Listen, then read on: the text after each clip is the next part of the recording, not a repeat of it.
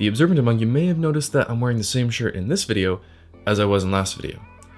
That's because I recorded these at the same time and I'm too lazy to change my shirt. Also, do you guys like the candle in the background? Does that add a little bit? Does that do anything?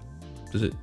I don't know, let me know. Okay, so at this point I have a pretty good amount of experience when it comes to traveling with my camera gear. Traveling with all your expensive camera gear can be a little bit tricky and sometimes a little bit stressful, especially if you've never done it before. So today I'm going to provide you some tips and tricks that I've picked up from traveling around with my camera gear to sort of help you and hopefully make your traveling and ability to capture video a little bit easier. So without further ado, here are some tips and tricks for traveling with your camera gear like a pro. First, we're talking bags. Now, I should preface this by saying this video is not really for the people who are traveling with a ton of camera gear and cases of lighting equipment and camera rigs and are going to do a whole production. This video is not for you. This is more for the individual filmmaker who's traveling by themselves or maybe with some friends and is just bringing, their backpacks worth of camera gear and probably just doing all the shooting by themselves. When I travel, I take 2 bags total. I bring my camera bag backpack and I bring a suitcase for all the, clothes and normal travel stuff that you need. So my camera bag is the BP450 from Lowepro. It's a great camera bag and it fits all of my camera gear with the exception of 1 or 2 things, which I'll get to. I've done other videos talking about the bag specifically, so if you want to check that out, up there, or is it there? I don't know, one of the corners. So here's my first tip if you're flying. Bring your camera bag as your carry-on. Do not check your camera bag, okay? It's just, don't. There's a couple reasons for this. The first one being that airline workers aren't necessarily very gentle with their bags, and the other thing is sometimes luggage gets lost. The only way to know 100% that your camera gear is gonna get to your destination with you in one piece is to carry it yourself the whole time. So I'd recommend getting a camera bag backpack and bringing that as your carry-on. And this should still give you room to fit in, your headphones, your laptop, the sort of normal airplane things that you might need, but your camera gear is gonna be so much safer in your own hand. So my next tip for you is to use a proper camera bag where everything's laid out and there's dividers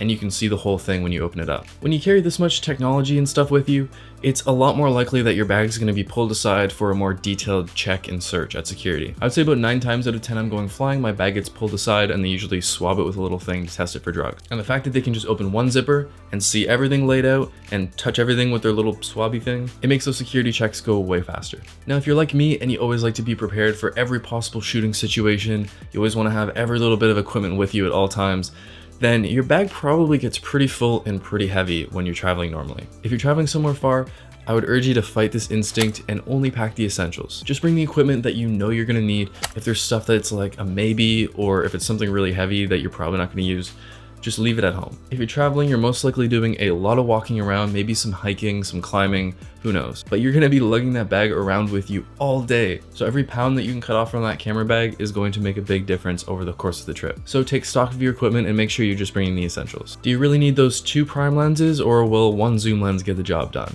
I don't know, maybe you do need the 2 prime lenses, but just remember that when you're carrying your 45-pound camera bag up a hill. All right, let's quickly talk about batteries because I don't think people cover this very much. When you're talking about flying with batteries, there's some weird rules. Each airline has a limit for how many loose batteries you can bring that aren't inside of a device and the capacity of those batteries. And if you're traveling with camera equipment, you're probably bringing a couple spare camera batteries. Maybe you have some equipment with some AA's that you need to bring extras of. I always like to carry a power bank when I'm traveling to charge my phone. For most airlines, the limit is like 20 loose batteries, so you're probably gonna be fine, but just double check because it's different for each airline. So just make sure that you're not gonna have to ditch a bunch of your equipment once you get to the airport. All it takes is a quick Google search of the airline you're flying with and how many batteries you're allowed to take on the plane. Also, just a side note, if you are bringing batteries, they have to be in your carry-on. You're not allowed to put any kind of batteries in a checked bag because I think it gets really cold or really warm potentially in the place where the bags are kept and they could explode, which would be bad, obviously. All right, now let's talk about possibly the most important part of shooting while traveling, backing up everything. When I travel, I bring 2 storage devices.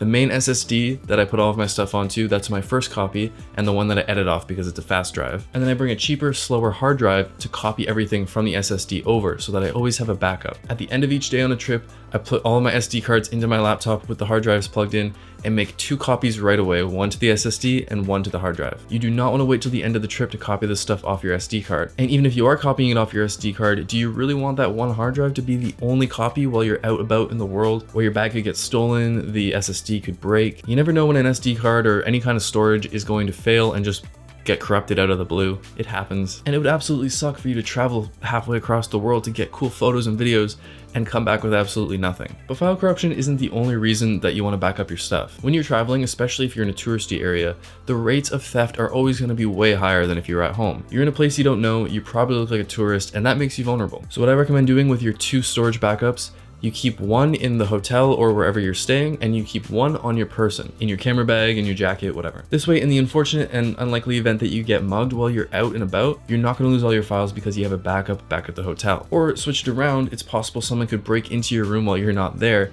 and steal your stuff. If they just see a hard drive sitting there, someone might grab that because it looks like technology, and technology can be worth a lot. So if you leave 1 copy where you're staying and 1 copy on your person, that gives you the best chance possible to not lose any data throughout the trip. I know this sounds overkill, but if you're shooting a lot, every day, every week, once a month, whatever it is, eventually you are going to experience some hard drive or SD card failure. It's not a matter of if, it's a matter of when. I did a whole video about this in 2020 because my RAID controller in my external RAID setup died, and I lost about 8 months of archived work because I don't back up my archive that often. Guess what? I do now. Recently, my main storage drive failed and I lost pretty much every project that I've worked on in 2020. So whether you're on a trip or at home, make sure you're backing up your data constantly so you don't lose anything, because it's just a matter of time before something fails on you. So those are all my travel tips for you. I hope these were helpful. Let me know in the comments if I left any out, any travel tips that you have. I would love to hear them. If you like this video, please consider hitting the like button and subscribing if you want to see more stuff like this. Make sure to check me out on TikTok and Instagram. Links are in the description. And also down in the description is links to all of my gear, my camera, my lenses, my lights.